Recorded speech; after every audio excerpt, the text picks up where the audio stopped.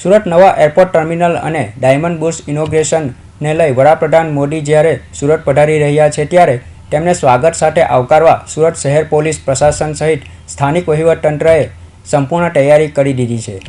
વડાપ્રધાન મોદીની સુરત મુલાકાતને લઈ સુરતના નાગરિકો તેમને સ્વાગત સાથે આવકારવા આતુર બન્યા છે। ગુજરાતના સપૂત અને ગ્લોબલ લીડરના આગમનને લઈ સુરત શહેર ભાજપ દ્વારા 6 નિર્ધારિત કરાયેલા સ્થળો પર ભવ્ય સ્વાગત માટેની તૈયારીઓ પૂર્ણ કરાઈ ચૂકી છે। વડાપ્રધાન મોદી જ્યારે સુરત પહોંચશે ત્યારે સર્વપ્રથમ તેઓ નવા એરપોર્ટ ટર્મિનલનું ઇનોગ્રેશન કરશે, જેને ઇન્ટરનેશનલ એરપોર્ટ તરીકેનો દરજ્જો ખુદ પીએમ મોદીના નેતૃત્વમાં મળેલી કેન્દ્રીય કેબિનેટ બેઠકમાં નિર્ણય કરવામાં આવ્યો છે।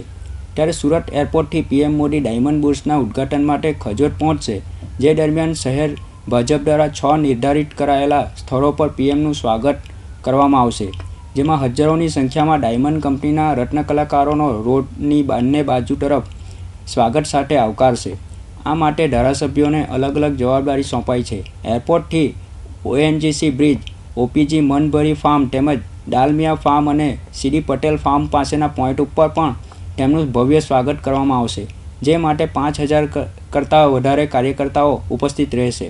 જ્યારે બુર્સ ઉદ્ઘાટન બાદ પીએમ મોદી સીધા સભા સ્થળે પહોંચશે, જે જાહેર સભા સાથેના કાર્યક્રમમાં પીએમ મોદીને સાંભળવા રત્ન કલાકારો સાથે શહેરીજનોનો પણ ઉપસ્થિત રહેશે। Ketan Patel, Hind TV news, Surat.